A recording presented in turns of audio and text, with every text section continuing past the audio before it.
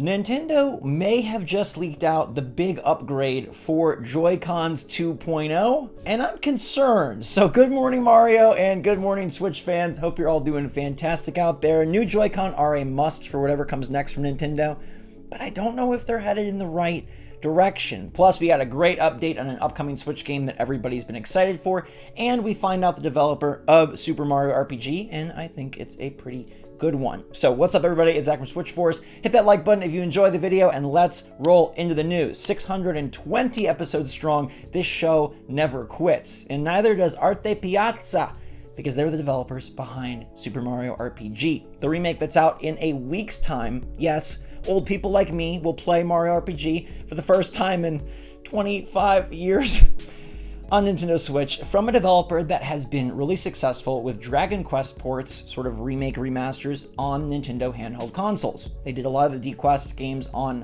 DS, on 3DS, and they've even worked on the 2D mode of Dragon Quest XI. So they know how to take these old RPGs and zhuzh them up. They know how to give it pizzazz, and I think people are pretty happy to see the team that's on board with this. It's made in the Unity engine, which is something Nintendo typically doesn't work with, but it has been used for the Advance Wars Reboot Camp as well as Fire Emblem recently, so there is some history, and it'll be interesting to see how this runs. All signs point to it running fantastically. It's a good get, and I'd love to see this team do the same for Golden Sun. They did Dragon Quest, they're doing Mario RPG, do Golden Sun next! Now, Wizards are coming, I can assure you of that, but maybe you just can't wait. Today's video is brought to you by Spells and Secrets, the latest new release on Nintendo Switch from Merge Games, and this time they're taking their talents to an ever-changing wizarding castle. Not that wizarding castle, but this one's a third of the price, coming in on a super sale at $23.99, and allows for co-op play, you and a friend to go in, customize your character however you want, learn all sorts of spells, and use them to solve puzzles, defeat monsters, and explore a humongous, always changing castle. There's roguelite elements tossed in, which I think makes this one stand out and gives it instant intrigue. I love the look of the game and the fact that it's coming out right before the other one, so you can get in for a third of the price. Check this game out. It is a lot of fun. Every time you click the link in the description down below, it helps support the channel. So if you've enjoyed any of the 620 episodes of Good Morning Mario, I'd super appreciate it. Spells and Secrets, out now on Switch and other platforms, but we obviously love it most here on our Nintendo hybrid. The Nintendo Switch port of Hogwarts Legacy, the game's out next week alongside Mario RPG, and a lot of confusion, concern. This was delayed multiple times. Massive open world on the other consoles. Not even the best looking game on those platforms, so how would it work on Switch? Horribly amazing. Gameplay has finally been showcased, and it looks really good. I gotta say, I'm impressed. I'll golf clap my way through Warner Brothers.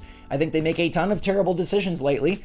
They just announced that they're going to be converting many of their most popular franchises to live service games. Nobody wants to hear that, but what you do want to hear is that another miracle port coming to Switch does seem like it is on its way. Next week, you'll get to play it for yourself. There could even be a day one patch, and it'll improve things even further, but the screenshots looked choice. The gameplay, though, making things miraculous. I don't know how they pulled it off, and hopefully the game runs this well and looks this good from start to finish, but I think if you were worried about playing Hogwarts Legacy on Switch, if it's something you were holding off for, hold off no longer. Put down your dollars, get it for a friend. I think it's going to actually be one of the better selling Switch games this holiday season.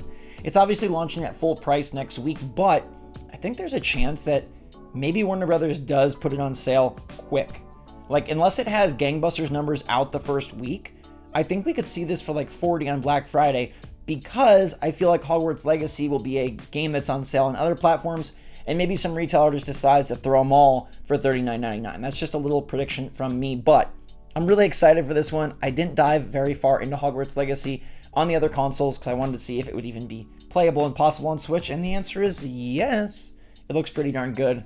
Another job well done for these huge open world games that somehow do just fine on our good old long in the tooth 7 years Nintendo Switch. Look, I think everyone can agree, whatever you feel about a new Nintendo console, you know the Joy-Con gotta be better. Cute controllers, quirky controllers, nice conceit being able to split them off the system, use them separated, give them to a friend, play with them attached. Like, it's very nice for what the Switch can do. The controllers switch around in a lot of different ways and form factors, but they're not the most comfortable. They lag and they drift and they have all sorts of problems that really should not be coming from a Nintendo company that prides themselves on execution. Their gameplay is spot on, their controllers really should match it. I never like using the Joy-Con, that's why devices like the fixture are so darn neat, allowing you to play with the Pro Controller even when you're not in docked mode. So Switch Joy-Con 2.0 is like one of the most important things Nintendo can do. We've got some new patents that show maybe they're going in a direction that I don't think is all that important. These patents are a bit confusing, so the simplest way I can break them down for you is the upgrade here in this proposed Joy-Con 2.0 would be in its motion sensing capabilities, and it would utilize some sort of tracker on the dock or the Switch itself to better position you, almost VR style, to know and sense where you are in the space. This would be a significant upgrade from the IR camera that's currently on the Joy-Con that functions more like a Wiimote. This would be taking things to another level and emphasize movement, motion, and your space, whether that's sort of like an AR type sense or whether that's just sort of a game motion sense. I don't love this. I don't love this at all, and I don't think Nintendo should be doubling down on motion. If that is where they choose to go with their efforts on Switch 2, I will be befuddled. We've had multiple rumors point out that the Switch 2 could in fact have a camera on it, which would enhance and allow for better motion tracking and some sort of AR-enabled gameplay. I don't really love the future that always involves cameras. I don't think it's panned out well for anybody. What are the things that people are most excited about right now? The Steam Deck. Handheld games, playing them good on the go. The Switch already does that. Just boost the power, and maybe as a gimmick, I don't know, it's at a good price. Maybe as a gimmick, the Joy-Con, I don't know, are ultra comfortable and extra ergonomic. I don't think we need tacked on motion camera play for a Switch 2 to be successful, and I definitely don't think that's what they should emphasize with the Joy-Con 2.0. If you're going to spend any more money improving and making a more elite Joy-Con version of the Switch controllers, it's got to be in the form factor functionality department. I don't think we need to add more bells and whistles that could not work out so well.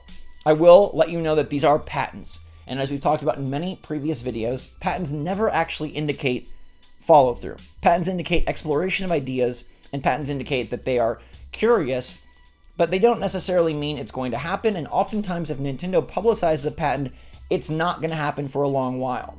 But I will note what's extra interesting here is that this patent looks to be specifically calling out Joy-Con controllers. Oftentimes with these theoretical patents, they're very nebulous. It's a system with 3 screens, and you take the screen off and you put it on. Okay, like, what the heck? That sounds like something from the Jetsons. But here we do reference Joy-Con, and that makes this patent hold a little more weight, a little more. I don't want you to go screaming from the mountaintops that the Switch 2 is all about motion control, but I do hope that Nintendo does not go this route. We've seen them travel down the motion control alleyway with the Wii, and it boasted incredible early success. Then it became gimmicky. We've seen VR just kind of never flourish into what some thought it could be, and despite the Switch having some motion control capabilities, the best are the gyro. Splatoon, that works nicely. Nobody wants to be over there zapping things with their IR sensor. Nobody really wants to be motion sensing. I mean, the new WarioWare game does use movement, and that's pretty fun, but I don't want that to be the focus. And I think for the Switch 2, for the first time in forever, Nintendo should just say, our system runs amazing. Our system has great hardware.